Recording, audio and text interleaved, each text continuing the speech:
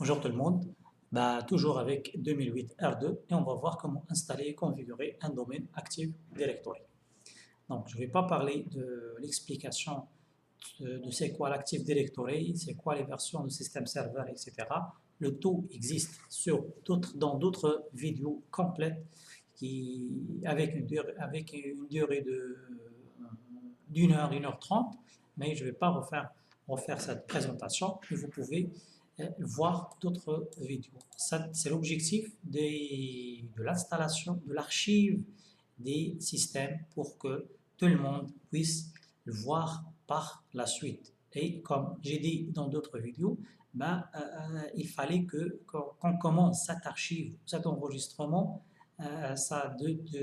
depuis des années pour vraiment garder cet historique et voir les versions. Parfois, je vous donne un exemple maintenant.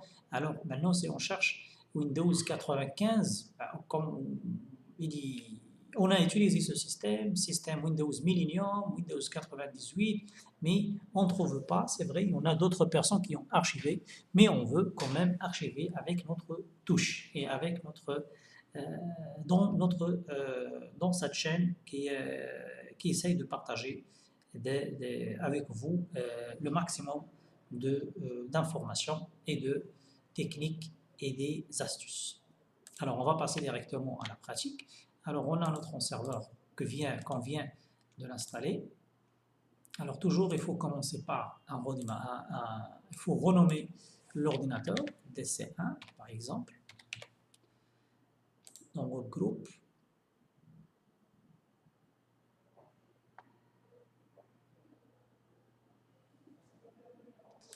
Ok, redémarrer. Je ne vais pas redémarrer. Je vais fixer une adresse IP pour qu'après le redémarrage, je vais lancer directement l'installation de l'Active Directory. Alors je vais désactiver l'IPv6 parce que je ne l'utilise pas. Alors pas 10, je vais mettre 16, 250. Alors il faut mettre l'adresse du bouclage parce qu'on va installer l'Active Directory et ce serveur-là, il devient un serveur DNS. Alors on peut mettre 127 ou bien je peux mettre carrément l'adresse de ce serveur 192.168.16.250.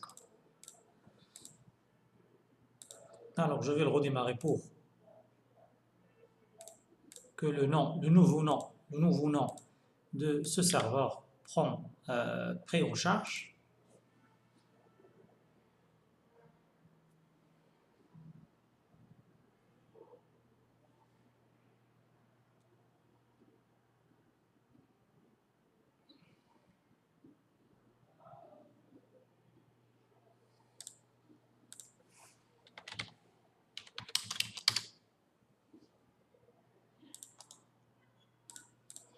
Alors, je ne vais pas tarder, je vais lancer DC Promo.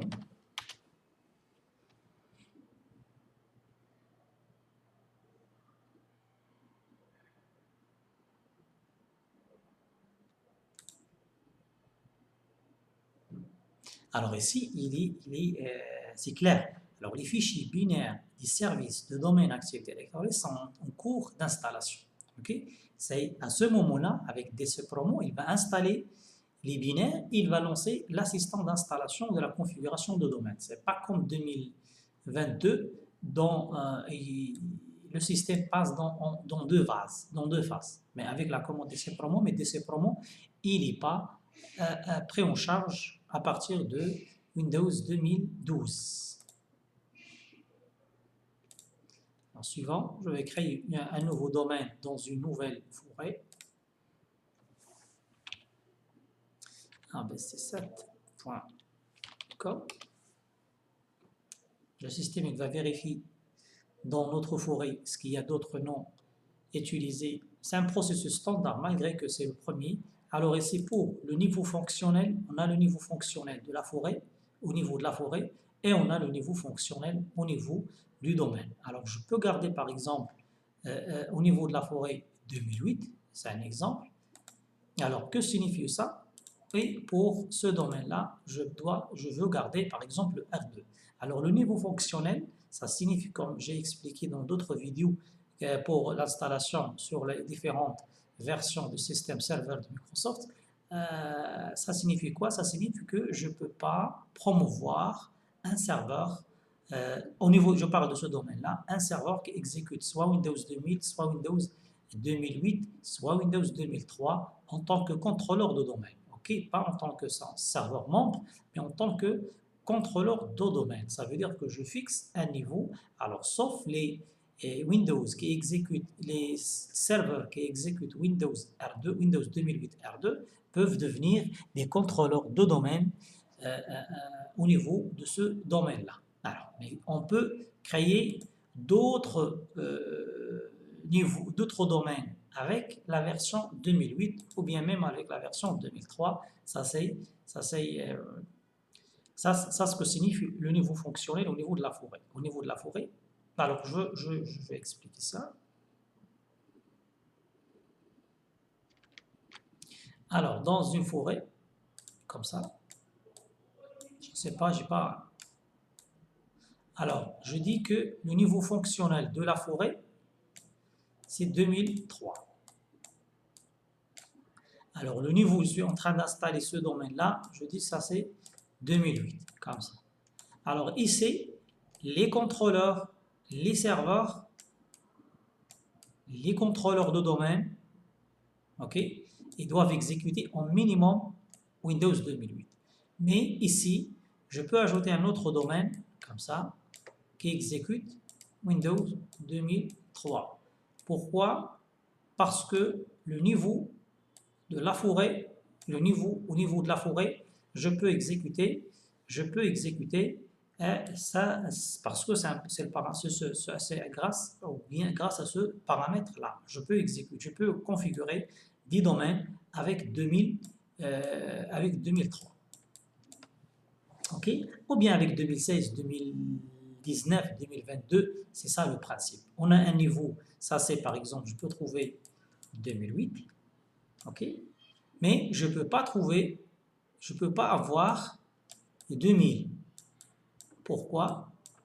Parce qu'on a paramétré le niveau fonctionnel en 2003 au niveau de la forêt. Toute la forêt, il ne peut pas descendre de 2008. Et ça signifie, c'est au niveau des contrôleurs de domaine, pas juste les serveurs. Parce qu'un serveur, je peux configurer un serveur DHCP avec un serveur membre de domaine, pas contrôleur de domaine. Je pense dans d'autres vidéos qu'on détaille ça. Alors, suivant. Le système, il va finaliser la configuration DNS. Il faut laisser la case cochée serveur DNS parce que Active Directory ne peut pas fonctionner sans DNS. Alors, le système ici, comme ça, il affiche ce message-là, pas comme dans la nouvelle génération, comme 2016, 2019, 2022.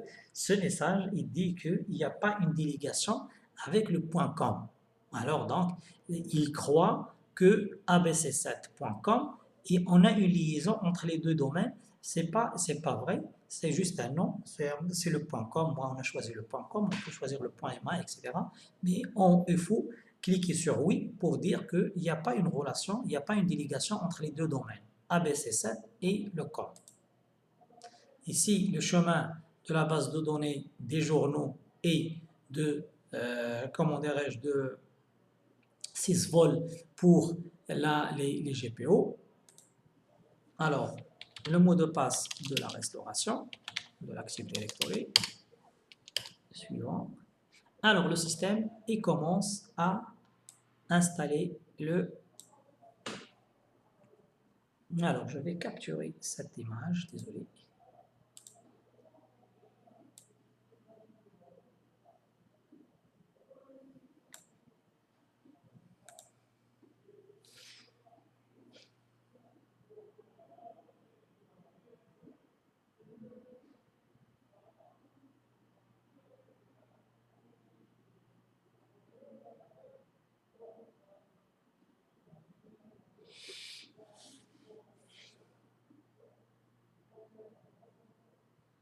Alors ici, comme le cas de...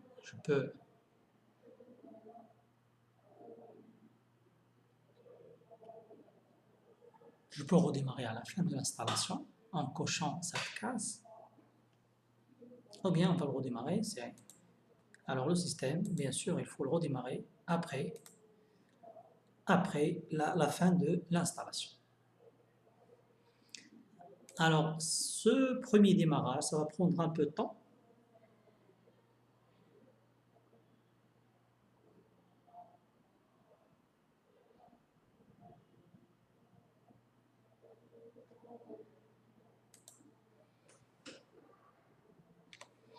Alors, le premier démarrage, ça prend un peu de temps, quand même.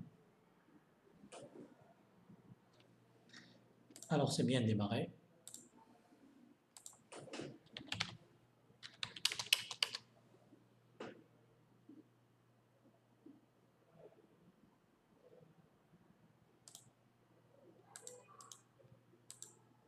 Alors, on va vérifier la bonne installation. Il faut aller vers, moi je travaille avec utilisateur et ordinateur Active Directory. Mais il faut vérifier que le domaine, votre domaine, est là. Alors, il faut vérifier les utilisateurs. Vous devez trouver tous les groupes, ces groupes-là. Et dans le DC, vous devez trouver votre contrôleur de domaine. Les ordinateurs, on n'a pas encore adhéré de membres. Et il faut, pour s'assurer que c'est bien fonctionné, il faut vérifier le DNS. Alors, si vous ne trouvez pas soit ces enregistrements-là, soit ces enregistrements, ben, ça signifie que ce n'est pas bien installé et il faut réinstaller le tout à zéro pour éviter des problèmes. Ok, pour l'Active Directory, il est recommandé que tout passe dans les normes et sans aucune erreur.